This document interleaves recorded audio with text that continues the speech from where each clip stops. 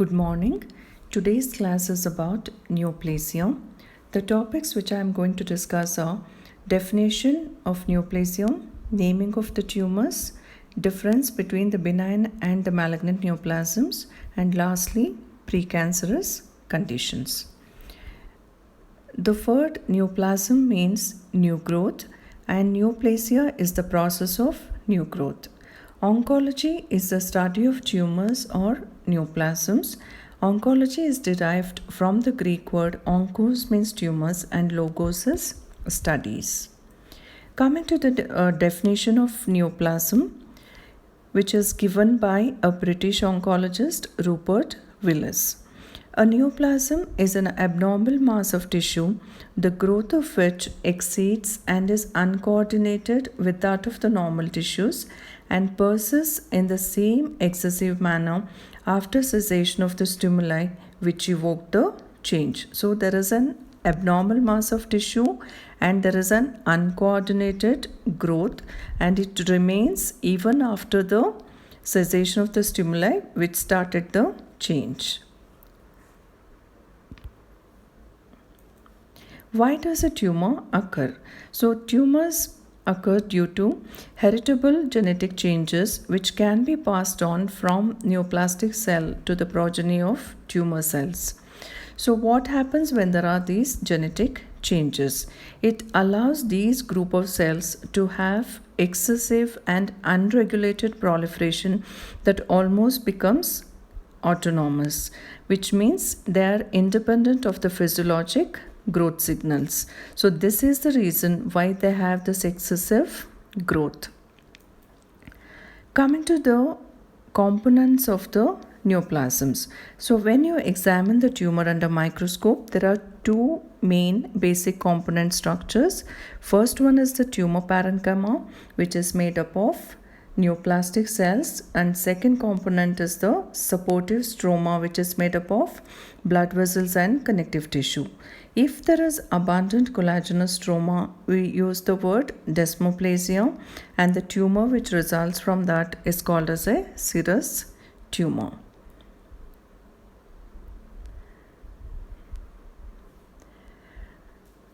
Coming to the nomenclature or naming of the neoplasms, so there are certain criteria we use to name a particular tumor.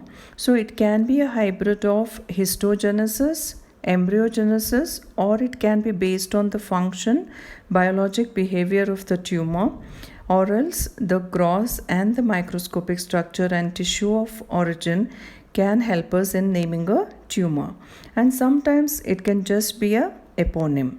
That is, eponym as it is named, the tumor is named after a person in whom the first medical condition was diagnosed for the first time. So the nomenclature is based on variety of criteria. It can be based on histogenesis or the gross microscopic structure, or else it can be based on the biologic behavior. Based on the biology of tumor growth, they are mainly classified into benign neoplasms and malignant neoplasms. Malignant tumors are collectively referred to as cancers. So this word is derived from the Latin word for crab, which is given by the Roman philosopher Celsus. Malignant tumors are compared to crab because they tend to adhere to any part that they seize, and the finger-like projections from a cancer reminds the shape of a crab. So based on the biology of the tumor growth, neoplasms are mainly classified into benign neoplasms and malignant neoplasms. Now coming to the nomenclature of the tumors. In case of connective tissue tumors, they're basically named by attaching the suffix oma to the name of the cell type from which the tumor originates. For example, a benign tumor which originates from the adipose tissue made up of the lipocytes is called as lipoma. Similarly, the skeletal muscle benign tumor is called as rhabdomyoma, whereas the benign tumor arising from cartilage is called as a chondroma. The malignant counterpart of this is named after tissue of origin by adding the word sarcoma. For example, malignant tumor arising from the adipose tissue is called as liposarcoma, whereas the one arising from the smooth muscle is called as leiomyosarcoma. So the malignant neoplasms arising from the connective tissue tumors are generally called as sarcomas.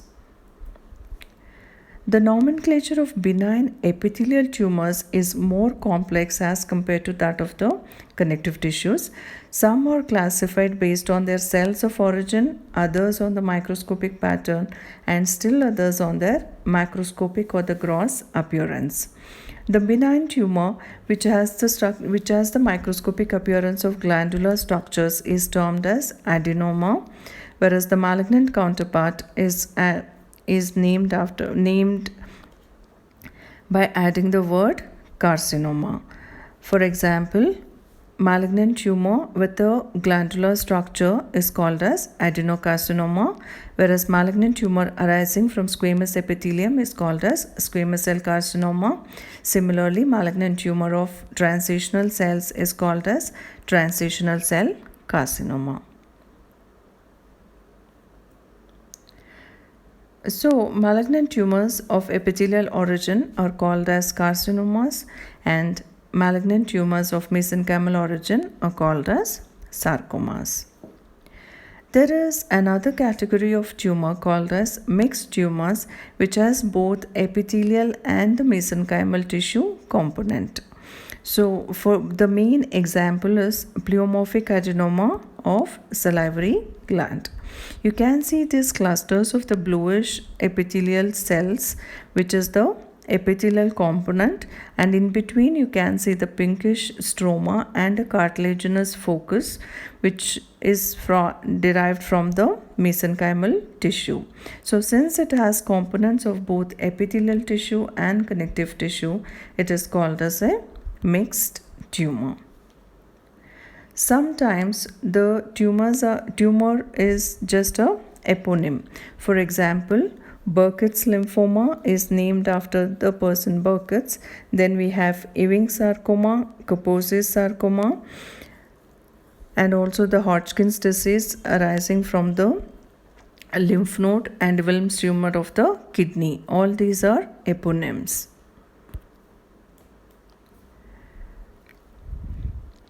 There is another type of tumor called as teratoma.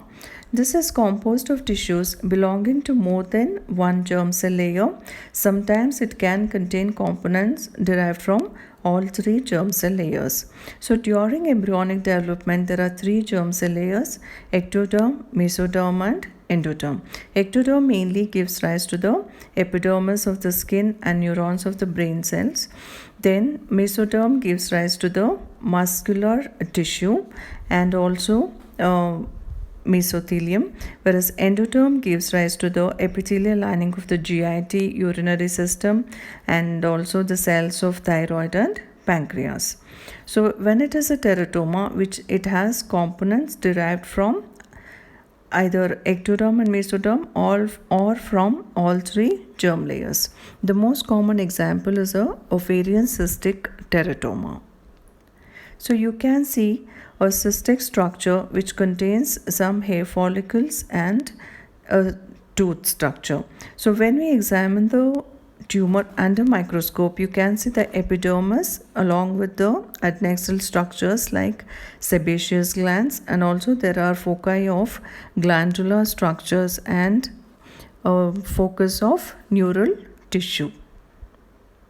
So these tumors are termed as teratoma.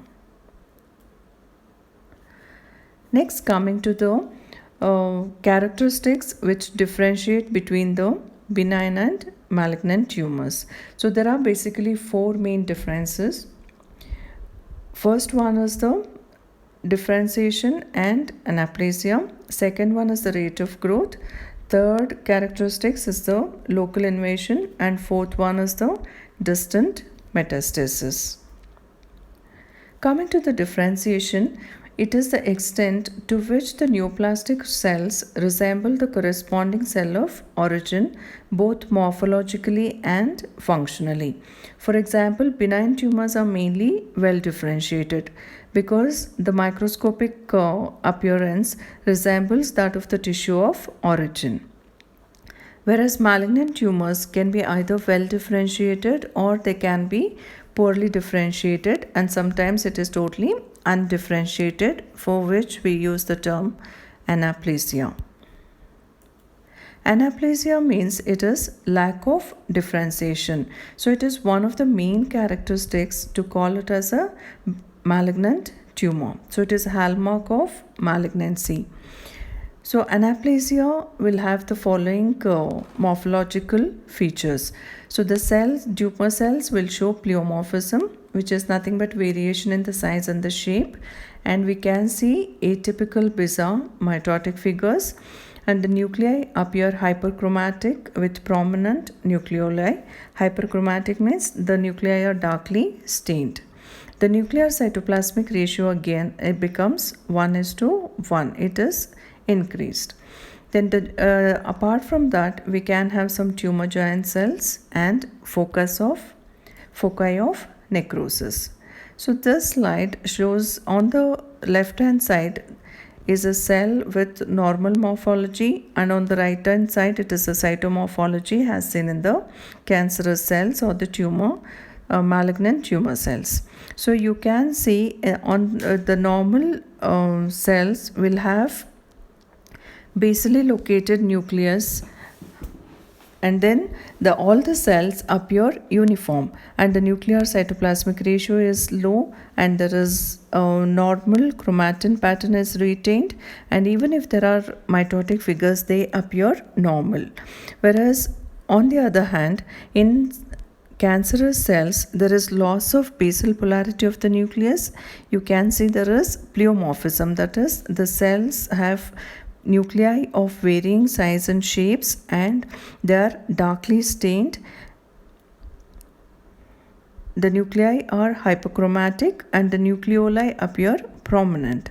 Apart from that, there are abnormal mitotic figures and some tumor giant cells which are multinucleated. So these are the main differences which differentiate a benign from a malignant tumor. In this slide, you can see some large cells with abnormally hyperchromatic nuclei, and they have multiple, some of the tumor giant cells have multiple nuclei of varying sizes which are darkly stained. So these are the tumor giant cells, which are again one of the features of malignant tumors. And in this slide, you can see the first one is a bipolar mitosis, which is a normal mitotic figure which can be seen in any tissue which is multiplying. Whereas abnormal mitosis, which are seen in the other other three squares, they are one of the hallmarks of malignancy. They are called as atypical mitotic figures. So this is a benign tumor arising from the thyroid gland. You can see it is made up of the thyroid follicles, which almost resembles the normal thyroid follicle. So it is a benign tumor. So here is a well differentiated adenocarcinoma. You can see glandular structures, but those structures, the glandular structures, are lined by the cells which are showing some amount of the pleomorphism. But it is called as well differentiated because it has some amount of the resemblance to the tissue of origin. So the next slide shows sheets of cells which are having a severe degree of pleomorphism, and there are some tumor giant cells, and this does not have any resemblance to the tissue of origin. So it is called as a undifferentiated malignant tumor. Coming to the functional differentiation, benign tumors can retain the function of a tissue of origin, whereas in case of malignant tumors, there will be usually loss of function. Coming to the rate of growth, the benign tumors usually grow very slowly over a period of time, whereas malignant tumor can show sudden rapid growth pattern. Coming to the third feature, that is a local invasion, benign tumors are usually encapsulated and they will not invade into the surrounding normal tissue, whereas malignant tumors, they show infiltrative growth and they extend into the locally invade into the surrounding normal tissue, and they can destroy the surrounding normal tissue.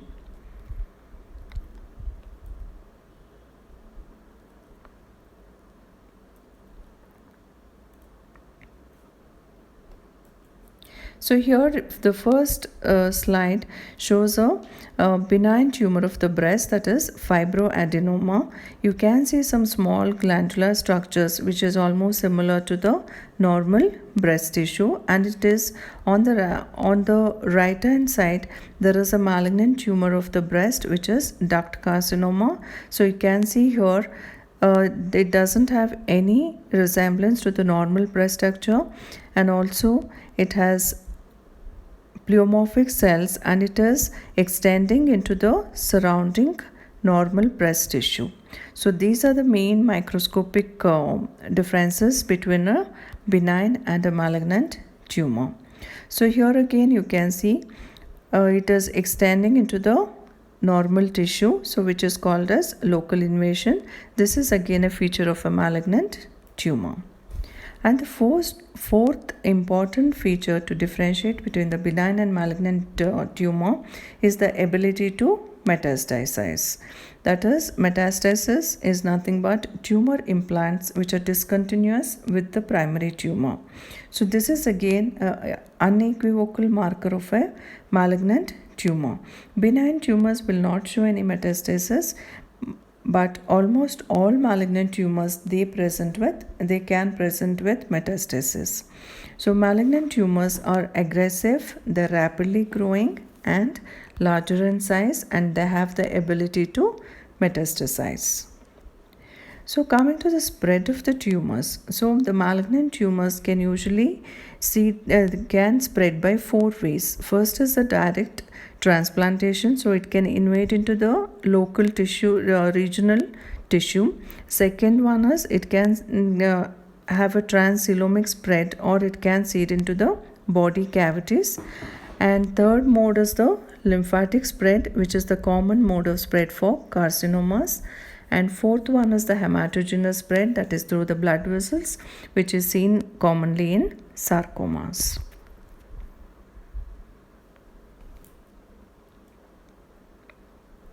So lymphatic spread again is for the initial dissemination of the carcinomas, and it follows the natural routes of lymphatic drainage.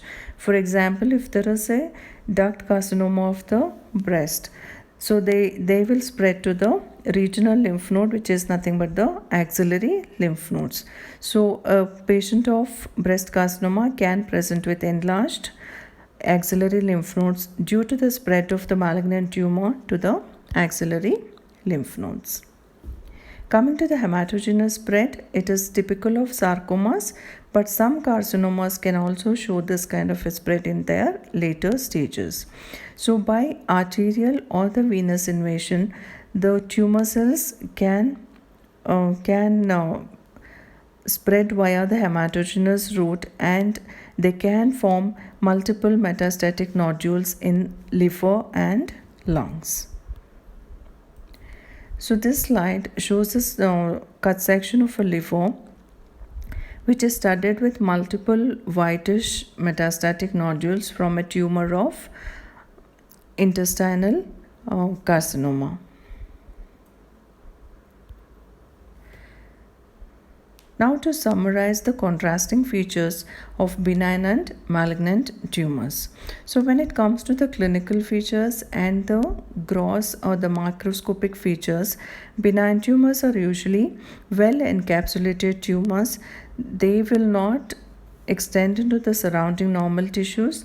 They are usually small in size and they do not have the local invasion and they have a good prognosis. Whereas malignant tumors, they are poorly circumscribed, irregular in size and irregular in shape. They are often larger in size. They invade into the surrounding normal structure and they infiltrate and invade the adjacent tissues, and prognosis is bad. Death usually occurs because of the metastatic complications. Coming to the differences between benign and malignant tumors under the microscope, when it comes to the pattern, in case of benign tumors, they usually resemble the tissue of origin, whereas malignant tumors will not have any resemblance to the tissue of origin. Then coming to the nuclear features, basal polarity is retained in benign, whereas it is lost in malignant tumors. The cells show pleomorphism, anisonucleosis and hypochromatism in case of malignant tumors, and also the malignant tumors show atypical mitotic figures. There is presence of tumor giant cells in malignant tumors. So when it comes to the function, it is usually well maintained in benign, whereas the function may be lost or retained, or it can become abnormal in case of malignant tumors. So here you can see there is the first one is a benign tumor of the breast. You can see that whitish round tumor which is well encapsulated and it is not extending into the surrounding normal breast tissue. Whereas on the right hand side is a duct carcinoma of the breast, which is a malignant tumor of the breast. You can see an irregular tumor, large tumor, which is extending into the surrounding normal breast structure.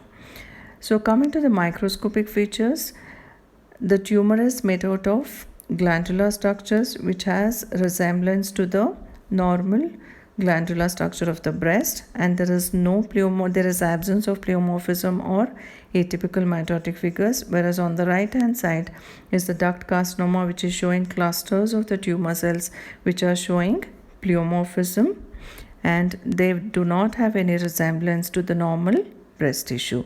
So this is how you differentiate between a malignant and a benign tumor. So now coming to the precancerous or the premalignant conditions. These are the conditions with increased risk of developing into cancer.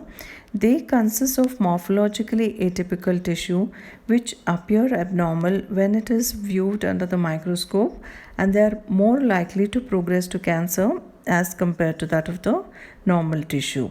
So some of these precancerous conditions can undergo spontaneous remission, but few of them can progress to become a malignant tumor.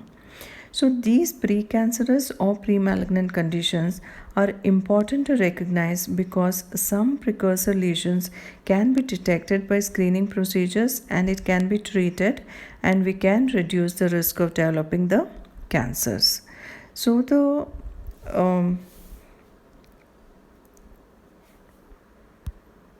coming to the examples of precancerous or premalignant conditions, some of the gynecological lesions like cervical intraepithelial lesion is a precancerous condition which can progress to become squamous cell carcinoma of cervix.